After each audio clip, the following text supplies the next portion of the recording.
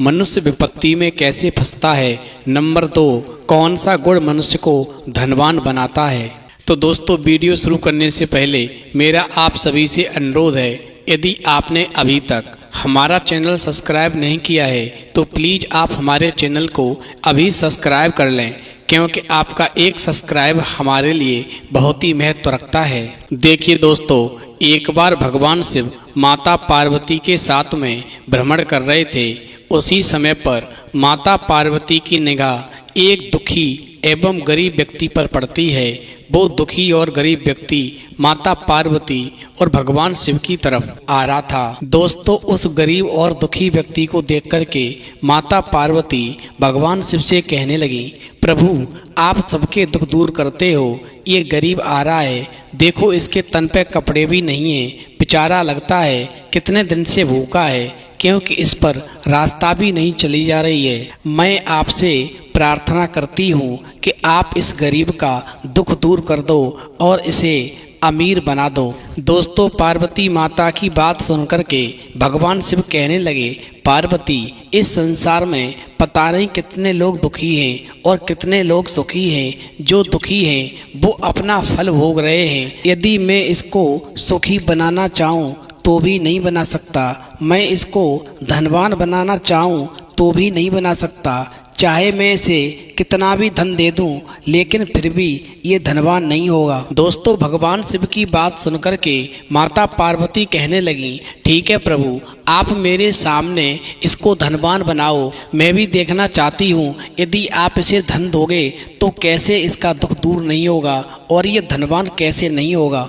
माता पार्वती की बात सुनकर के भगवान शिव कहने लगे, ठीक है, अब मैं एक महात्मा का रूप बना लेता हूँ और इसी रास्ते पर तुम्हारे साथ आगे बढ़ता हूँ। दोस्तों, इतना कहकर के भगवान शिव ने एक संत का रूप धारण किया और वो उसी रास्ते पर आगे बढ़ने लगे।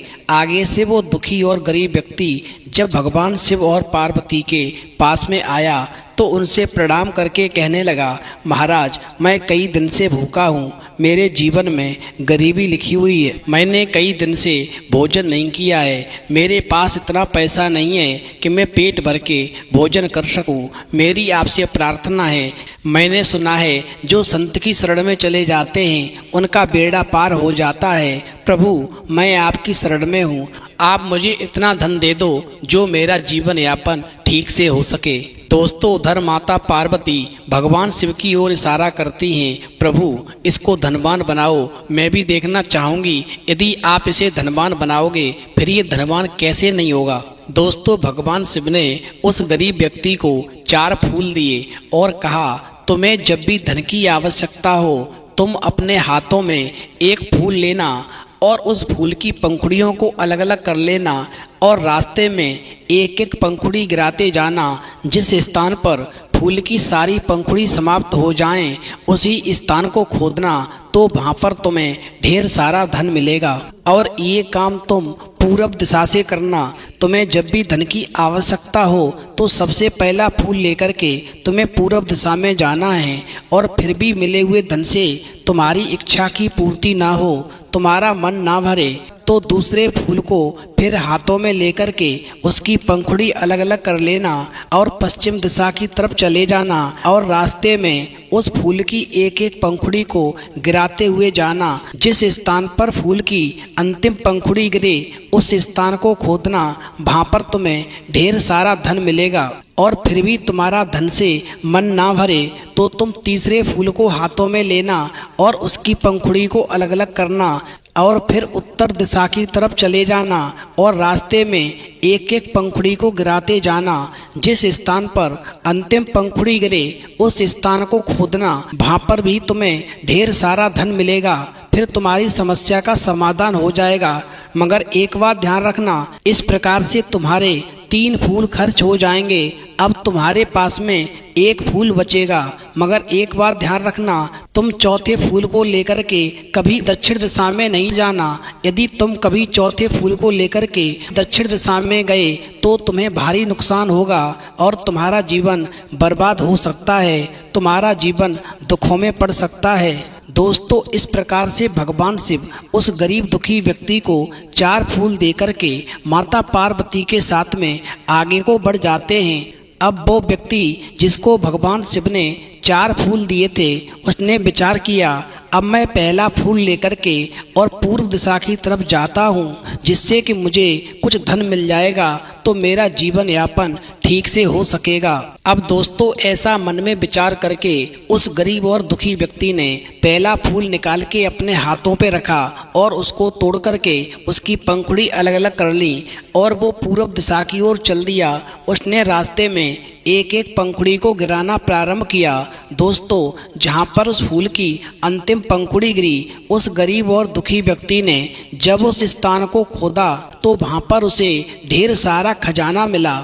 उस खजाने को पाकर के वो गरीब और दुखी व्यक्ति बहुत ही खुश हुआ और मन में सोचने लगा, अब तो मेरे जीवन के अच्छे दिन गुजरेंगे, अब मेरे पास में धन की कोई कमी नहीं होगी। अब वो मन में विचार करने लगा कि ये तो धन मुझे मिल गया है, मुझे तो संत ने 4 फूल दिए हैं। अब मैं एक काम करता हूँ, इस सारे खजाने को तो एक स्थान पर छुपा के रख देता हूँ और दूसरा फूल लेकर के अब मैं पश्चिम दिशा में जाता हूँ और फिर जब मुझे और खजाना मिल जाएगा फिर मैं सारे खजाने को एक साथ लेकर के घर पे जाऊंगा। दोस्तों इस प्रकार से जब वो गरीब और दुखी व्यक्ति उस पहले फूल के द्वारा मिले हुए खजाने को एक सुरक्षित स्थान पर छुपा देता है और फिर दूसरे फूल को हाथों में लेकर के उसकी पंखुड़ियों को अलग अलग कर लेता है और फिर वहाँ से वो पश्चिम दिशा की ओर चलता है। रास्ते में एक एक पंखुड़ी को गिराता है और जहाँ पर फूल की अंतिम पंखुड़ी गिरती है और जब वो उस स्थान को खोदता है तो वहाँ पर भी उसे ढेर सारा खजाना मिलता है। उस खजाने को पाकर अब तो वो गरीब और दुखी व्यक्ति खुशी के मारे पागल हो जाता है और मन में विचार करता है, अब मेरे बराबर धनवान दूसरा कोई नहीं होगा। दोस्तों ध्यान रखना, उसके मन की तृप्ति धन की तरफ से फिर भी नहीं हुई तो उसने मन में विचार किया, मुझे पहले फूल के द्वारा जो धन प्राप्त हुआ था मैंने उसे एक सुरक्षित स्थान पर रख दिया, अब मैं इस खजाने को भी एक सुरक्षित स्थान पर रख देता हूँ।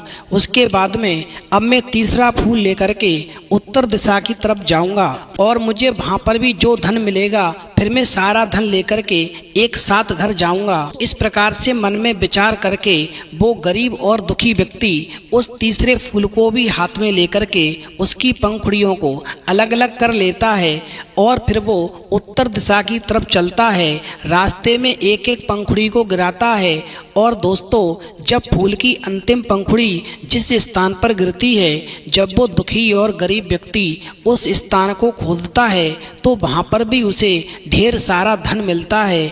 उस धन को पाकर के अब तो उस दुखी और गरीब व्यक्ति की खुशी का ठिकाना नहीं रहता है। अब तो वो दुखी व्यक्ति खुशी के मारे नाचने लगता है और मन में विचार करता है कि अब मेरे सामने दूसरा कोई ताकतवर नहीं होगा, मैं चाहे जो कर सकता हूँ, मेरे पास में कोई धन की कमी नहीं है। अब मेरे 3 फूल खर्च हो चुके हैं, अब मेरे पास में एक चौथा फूल बचा है, ये कहीं हो सकता है खो न जाए, मैं इस फूल को भी खर्च कर लेता हूँ। और मुझसे उन महात्मा जी ने मना किया था कि मैं दक्षिण दिशा में नहीं जाऊँ, लेकिन मैं क्यों नहीं जाऊँ, मुझे धन चाहिए, मैं तो जरूर जाऊँगा। और दोस्तों इस प्रकार से उस गरीब और दुखी व्यक्ति ने अपने मन में विचार करके उस चौथे फूल को अपने हाथों में लिया और उसकी पंखुड़ियों को अलग अलग कर लिया और फिर वो दक्षिण दिशा की तरफ लेकर के चल दिया। जब वो रास्ते में गया तो उसने रास्ते में फूल की एक एक पंखुड़ी को गिराया। जिस स्थान पर अंतिम पंखुड़ी गिरी उस स्थान पर उस दुखी और गरीब व्यक्ति को एक महल नजर आया जिसका बहुत बड़ा दरवाजा था। और जब उसने उस दरवाजे को खोला और खोल करके जब उस महल के अंदर प्रवेश किया तो अंदर जाकर देखा सुंदर महल बना हुआ था जिसमें चारों ओर हीरे जवाहरात जड़े हुए थे। महल में उसे कोई भी दिखाई नहीं दिया तो वह मन में सोचने लगा कि महात्मा जी निश्चित ही यह महल अपने लिए बचाकर रख रहे होंगे, इसीलिए उन्होंने मुझसे मना किया था कि चौथे फूल को लेकर के तुम दक्षिण दिशा में मत जाना। लेकिन मैं कैसे मान जाता, मुझे तो ढेर सारा सोना हीरे मोती चाहिए थे। अब मैं देख रहा हूँ कि इस महल में कोई नहीं है और ये महल अब मेरा हो गया। इसमें जितने भी हीरे जवाहरात भरे हुए हैं ये सब भंडार मेरा है। अब मुझसे बड़ा धनवान दूसरा कोई हो ही नहीं सकता। अब मैं अपने सारे जीवन भर राज करूंगा और सुख का जीवन भोगूंगा। दोस्तों उधर भगवान शिव पार्वती से कहते हैं, देख लो पार्वती, मैंने तुमसे कहा था यदि मैं इसे धनवान बनाना चाहूँगा फिर भी ये धनवान नहीं बनेगा। तुमने जिद की तो मैंने इसको 4 फूल दिए और मैंने इससे मना किया था कि तुम चौथे फूल को लेकर के दक्षिण दिशा में मत जाना, लेकिन फिर भी ये नहीं माना और ये चौथे फूल को लेकर के दक्षिण दिशा में पहुंच गया। अब तुम खुद देखती रहो आगे क्या होता है। अब दोस्तों गौर करेंगे, जब वो दुखी और गरीब व्यक्ति उस महल में कुछ थोड़ा आगे बढ़ा तो उसे कमरे में एक आवाज़ सुनाई दी। वह उस कमरे में चला गया। वहाँ पर एक व्यक्ति चक्की चला रहा था और वह चक्की चलाने वाले से प्रश्न पूछने लगा, एक बात बताओ, आप कौन हैं और इस महल का मालिक कहाँ है? आप चक्की क्यों चला रहे हैं? दोस्तों इस प्रकार से उस दुखी और गरीब व्यक्ति की बात सुनकर के वो चक्की चलाने वाला व्यक्ति कहने लगा, मैं तुम्हारे प्रश्नों का उत्तर एक शर्त पर दूंगा, अगर तुम कुछ देर मेरे स्थान पर चक्की चलाओ, क्योंकि मैं काफ़ी देर से चला रहा हूँ, मैं थक चुका हूँ, थोड़ा मुझे आराम कर लेने दो। दोस्तों इस प्रकार से वो गरीब और दुखी व्यक्ति कहने लगा, ठीक है, आप हट जाओ, मैं आपके स्थान पर चक्की चलाता हूँ और आप मेरे प्रश्नों का उत्तर दो। अब जैसे ही दुखी और गरीब व्यक्ति चक्की के पास पहुँचता है तो वो चक्की चलाने वाला व्यक्ति उस दुखी और गरीब व्यक्ति को चक्की पकड़ा के और स्वयं हट जाता है और फिर वो दुखी और गरीब व्यक्ति चक्की चलाने लगता है और वो पहले चक्की चला रहा था वो व्यक्ति दूर खड़ा हो जाता है और फिर कहने लगता है, अब बताओ तुम्हें क्या प्रश्न पूछना है, मैं तुम्हारे सारे प्रश्नों का जवाब दूंगा। इस प्रकार से वो दुखी और गरीब व्यक्ति कहने लगा, अच्छा एक बात बताओ, इस महल का मालिक कौन है और तुम यहाँ पर चक्की क्यों चला रहे हो? दोस्तों इस प्रकार से जो व्यक्ति पहले से चक्की चला रहा था वो कहने लगा, मुझे भी एक संत ने 4 फूल दिए थे और इस दिशा में आने से मना किया था, लेकिन ज़्यादा धन पाने के लोभ में मुझे जो पहले बहुमूल्य धन मिला था मैंने वो भी खो दिया और मैं तुम्हारी तरह अधिक धन के लालच में इस महल में आ गया और आज तक चक्की चला रहा हूँ। इस महल का मालिक वही होता है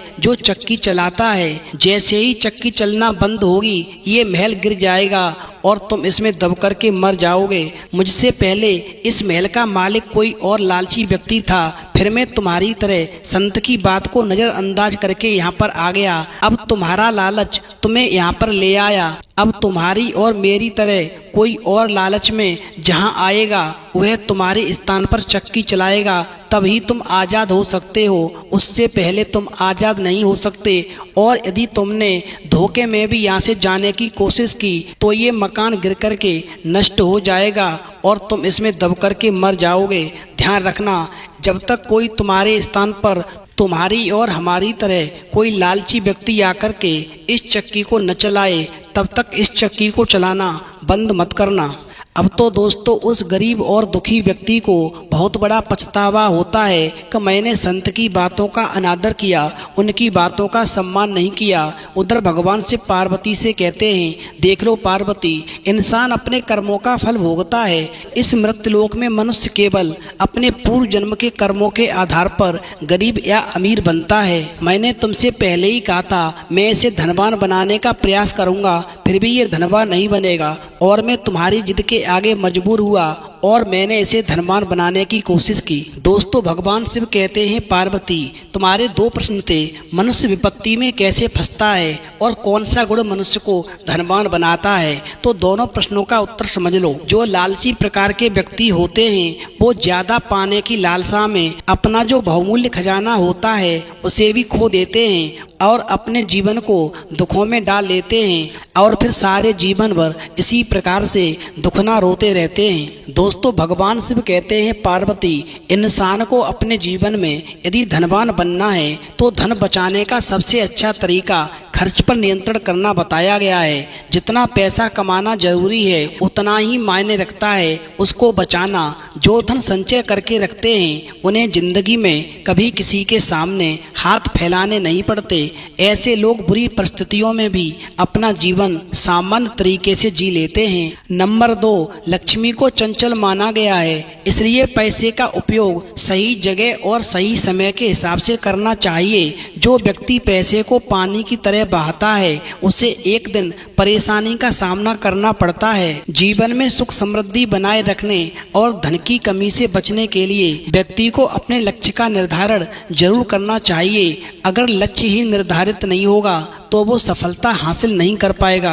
पैसे के पीछे कभी भी नहीं भागना चाहिए। व्यक्ति को पैसों के लिए अधर्म का मार्ग नहीं चुनना चाहिए। अनैतिक कार्य करके कमाया गया धन ज्यादा दिन तक नहीं टिकता।